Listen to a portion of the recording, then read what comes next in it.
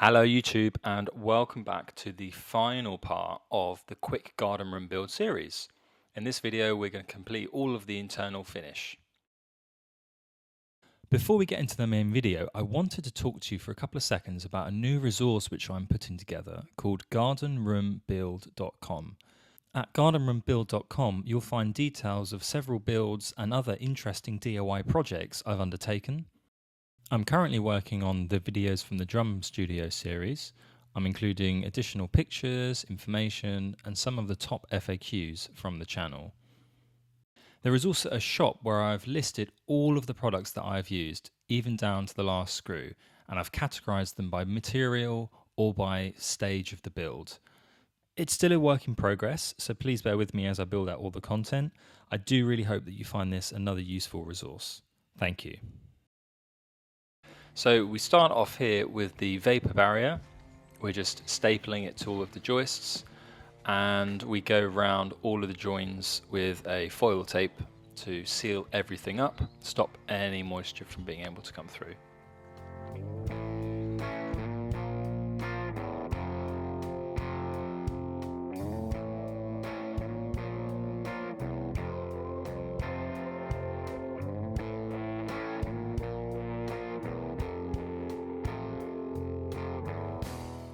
Now the Vapour Barrier is up, we can move on to getting the plasterboard up.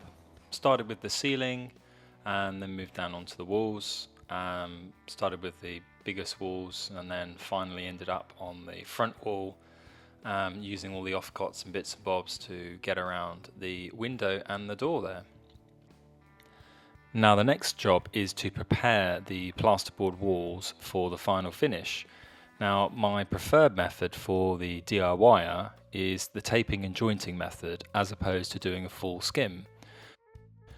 The tape and jointing method involves using fiberglass or paper tape across all of the joins in the plasterboard, and around the corners, edges around windows and doors, you could get a paper tape that also has a steel backing that gives it real strength and rigidity. And we then use a compound to bed the strip into all of the joins. Once you've done this, you will probably sand it back. The amount of sanding that you need to do will depend on how smooth you can get the finish using the trowels and the plastering tools.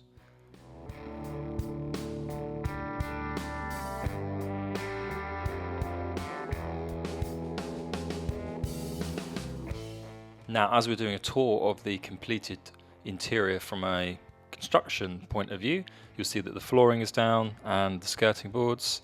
Nothing particularly special about the flooring. It's laminate flooring with an underlay, and I've used some baseboards. No architrave around the doors and windows needed because we've got the sort of a plastered finish here, which you can see. The thickness of the walls was quite narrow, so it's not really something we went for in this case.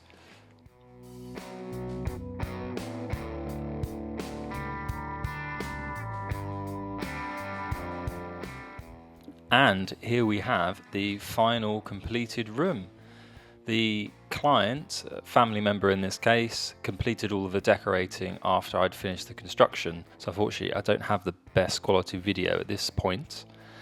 The end-to-end build, if we include a day for decorating and for electrician to come and finish off the circuits, would be about 16 days end-to-end. Essentially one person with a little bit of help to do the full build. So I hope this has been a useful series for everyone and puts into perspective the things that you can achieve. Any questions that you have, feel free to send them in. I really enjoyed answering them as best as I can, but thank you so much for watching, and we'll see you with the next project.